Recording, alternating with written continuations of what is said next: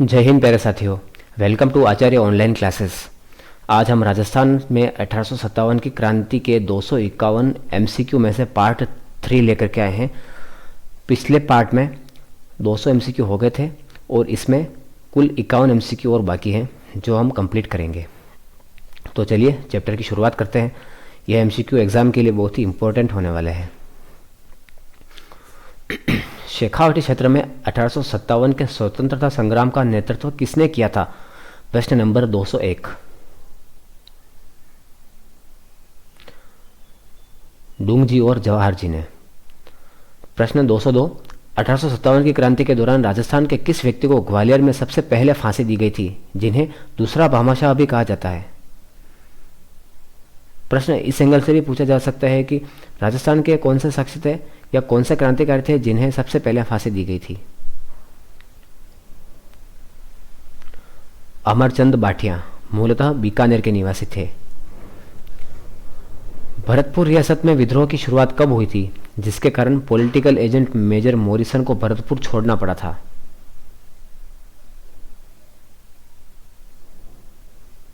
31 मई 1857 को। 204 प्रश्न नंबर 204। आगरा के किले में कैद डूंगजी को छुड़ाने में किनका प्रमुख योगदान था?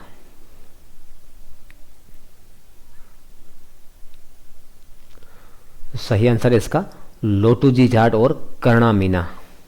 कर्णा या कर्मा मीणा। 205वां प्रश्न। तात्या टोपे को किस जागीरदार ने धोखा देकर नारवर के जंगलों में पकड़वा दिया था?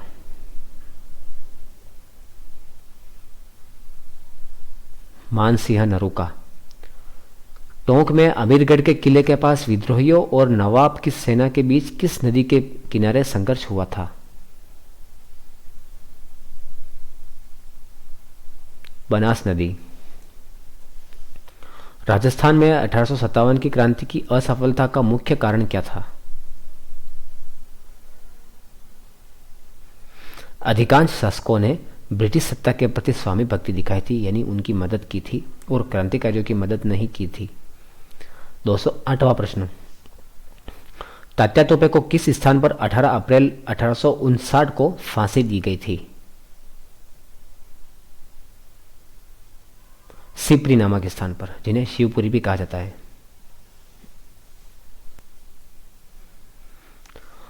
टोंक की क्रांति में नवाब के किस संबंधी ने क्रांतिकारियों का साथ देकर अग्रणी भूमिका निभाई थी?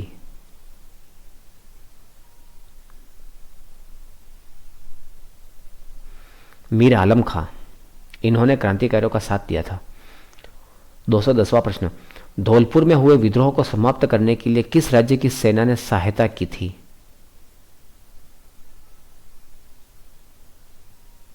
विद्रोह को समाप्त करने के लिए पटियाला की सेना आई थी।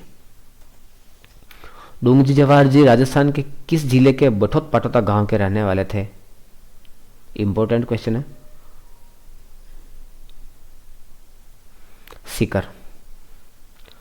तात्या टोपे ने दिसंबर 1858 में राजस्थान की किस रियासत पर अधिकार कर लिया था, जिसके बाद वहां के शासकों को जंगलों में शरण लेनी पड़ी थी?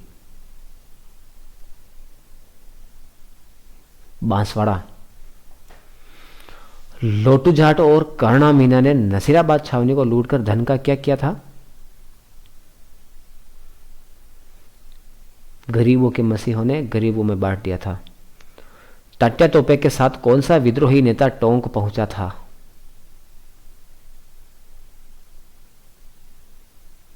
रहीम अली खां।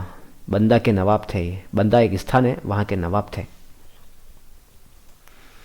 1857 की क्रांति की असफलता का एक प्रमुख कारण यह भी था कौन सा था? क्रांति योजना पर आधारित न होकर के भावनाओं पर आधारित थी। तात्या टोपे ने जब टोंक पर आक्रमण किया तो जयपुर के किस पॉलिटिकल एजेंट ने एक विशाल सेना के साथ उनका पीछा किया था? Major Eden. 1857 की क्रांति के समय सिरोही रियासत का पॉलिटिकल एजेंट कौन था?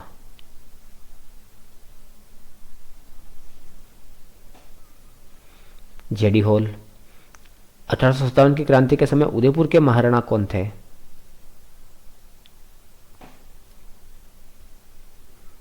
स्वरूप सिंह। 1857 की क्रांति के समय कोटा रियासत के शासक कौन थे? महाराव राम सिंह द्वितीय। कोटा में 1857 की क्रांति के दौरान किस पॉलिटिकल एजेंट की हत्या की गई थी? Major Burton. किस स्थान के विद्रोह के दौरान पॉलिटिकल एजेंट मोक मेसन का सिर काटकर किले के दरवाजे पर लटका दिया गया था?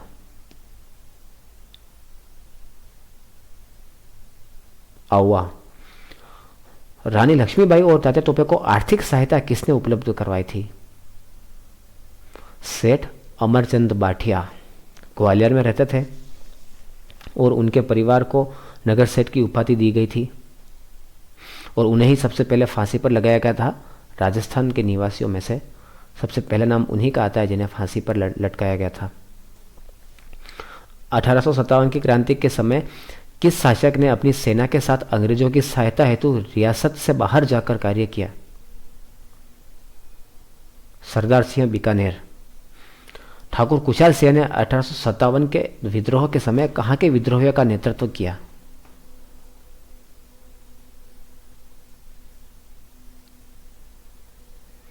एरिनपुरा। जयपुर रियासत के पॉलिटिकल एजेंट कौन थे?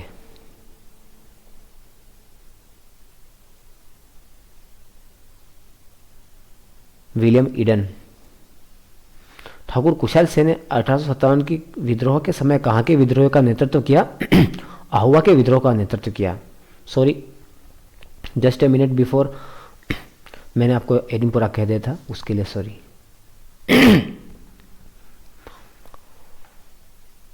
1857 की क्रांति के दौरान डूंगरपुर रियासत के शासक कौन थे? उदय सिंह। राजस्थान के वे प्रथम स्वतंत्रता सेनानी जिन्हें 1857 में आंदोलन में अंग्रेजों ने फांसी पर लटकाया था। अमरचंद बाठिया बीकानेर के निवासी थे और ग्वालियर में अपना बिजनेस चलाते थे। इन्होंने तात्या तोपे और महारानी लक्ष्मीबाई को धन और आर्थिक सहायता दी थी, इसी कारण से इन्हें फांसी पर लटकाया था। 1857 की क्रांति के प्रतीक के रूप में किन वस्तुओं को चुना गया था? यह भी इंपॉर्टेंट क्वेश्चन है। खिलता हुआ कमल और रोटी। माझा प्रवास के लेखक कौन है? विष्णु भट्ट गोडसे। 1857 की क्रांति के बाद भारत का प्रथम वायसराय और गवर्नर जनरल किसे नियुक्त किया गया?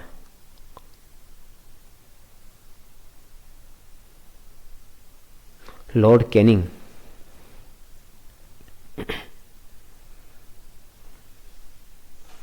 समस्त राजस्थान एक ऐसा अजायबघर बन गया था जिसके पिंजरों के न तो कहीं दरवाजे थे और न ही पहरेदार। यह प्रसिद्ध कथन किसका है? इंपॉर्टेंट क्वेश्चन है। यदुनाथ सरकार ने कहा था ऐसा। Rajasthan roles in the struggle of 1857 1857। इस पुस्तक के लेखक कौन हैं? Nathuram Khadgawat. It is also important. निम्नलिखित में से कौन सा युग्म सही नहीं है? सामने रियासत और उनके आगे शासक या एजेंट। बताइए।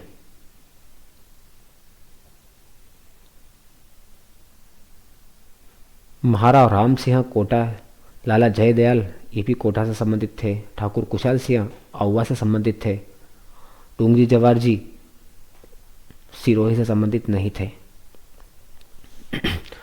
डूंगरी जवाहर जी सीकर के बटोत पाठोदा गांव के निवासी थे। कोटा के विद्रोह के दौरान राजकीय सेना ने मेजर बर्टन के साथ और किन किन की हत्या कर दी थी? एक तो डॉक्टर सेडलर, एक डॉक्टर कॉटन और एक मेजर बर्टन के दोनों पुत्र सभी की हत्या की थी। ब्रिटिश संसद में भारत के शासन हेतु अधिनियम कब पारित किया गया था जिसके द्वारा शासन सीधे ब्रिटिश ताज के अधीन किया गया था? यह भी इंपॉर्टेंट क्वेश्चन है।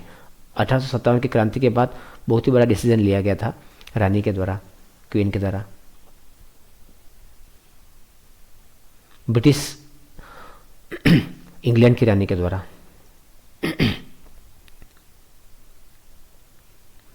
2 अगस्त 1858 को एक अधिनियम पारित किया गया था।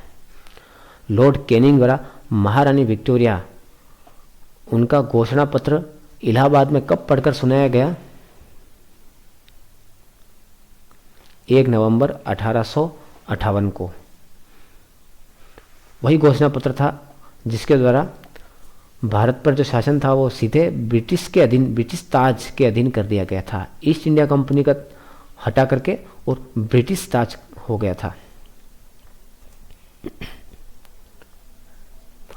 1857 की क्रांति के दौरान सामोद के किस रावल ने मुगल बादशाह को निष्ठा का प्रतीक भेंट किया था? रावल शिव सिंह ने।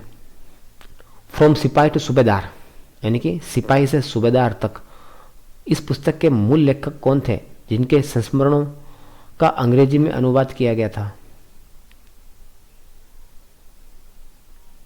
सूबेदार सीताराम पांडे। Important question. सीताराम पांडे के संस्मरणों का फ्रॉम सिपाही टू सूबेदार के नाम से अंग्रेजी अनुवाद किसने प्रकाशित करवाया था?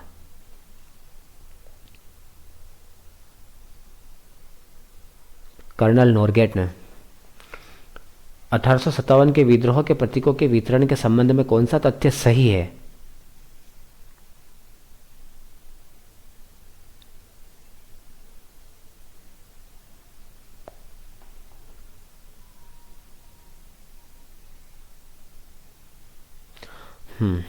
तीसरा ऑप्शन, कमल का फूल सैन्य टुकड़ियों को और रोटी गांव के चौकीदार द्वारा दूसरे गांव तक पहुंचाई गई थी। मेवाड़ रियासत के तत्कालीन पॉलिटिकल एजेंट कौन थे?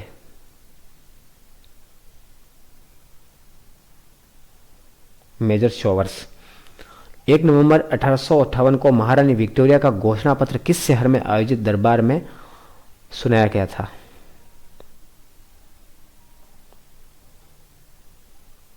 इलाहाबाद। माझा प्रवास नामक ग्रंथ किस भाषा में लिखा गया है? माझा प्रवास के लेखक कौन है? माझा प्रवास मराठी भाषा में लिखा गया था। और इस ग्रंथ या पुस्तक के लेखक कौन है? विष्णु भट्ट गोडसे। ब्रिटिश संसद द्वारा 2 अगस्त 1858 को पारित अधिनियम का मुख्य परिणाम क्या था? ब्रिटिश संसद द्वारा 2 अगस्त 1858 को पारित अधिनियम का मुख्य परिणाम यह था कि अब भारत पर शासन ईस्ट इंडिया कंपनी का हट गया है और ब्रिटिश ताज के अधीन हो गया है। सूबेदार सीताराम पांडे के संस्मरण मूल रूप से किस भाषा में लिखे गए थे?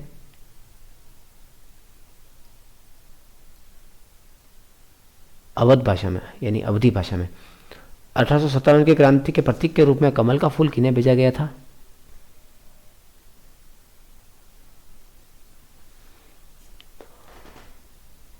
सैन्य टुकड़ियों को। समस्त राजस्थान एक ऐसा अजायबघर बन गया था जिनके पिंजरों के न तो कई दरवाजे थे और न ही पहरेदार। यह कथन किस विद्वान का है? क्वेश्चन रिपीट हो गया है तो रिवीजन भी अच्छा हो गया है। यदुनाथ सरकार। सामोद के रावल शिव सिंह ने 1857 की क्रांति के दौरान किसे नजर भेंट की थी? बहादुर शाह जफर को। कोटा के विद्रोह के संदर्भ में निम्नलिखित विशिष्ट घटनाओं को पढ़िए। राजकीय सेना ने मेजर बर्टन और डॉक्टर सैडलर की हत्या कर दी थी। विद्रोह का नेतृत्व लाला जयदयाल और रिसालदार मेहराब खां ने किया था। देखना है कि बताना है कि 1 और 2 में से कौन सा सत्य है। दोनों सत्य है वैसा तो। ओके, चौथा ऑप्शन कथन 1 और 2 दोनों सत्य है। 250वां प्रश्न, निम्नलिखित युग्मों पर विचार कीजिए और असंगत युग्मों को पहचानिए। रियासत और उनके सामने तत्कालीन पॉलिटिकल एजेंट। गलत कौन सा है देखना है। मारवाड़ में मेजर बटन नहीं थे, मेजर बटन कोटा में थे।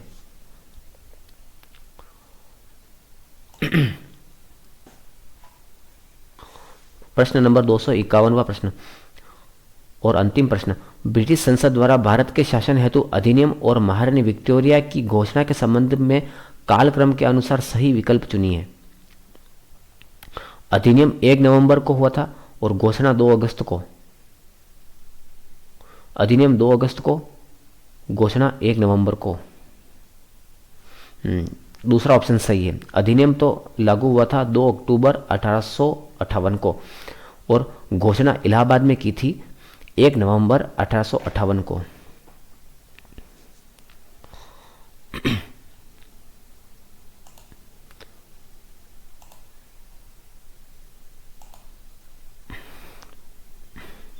छावनियों के नाम दे रखे हैं और उनके सामने मुख्यालय और वहाँ पर कौन सी रेजिमेंट तैनात थी उनके नाम दे रखे। स्क्रीनशॉट ले लेना आप, याद रखने के लिए अच्छा रहेगा।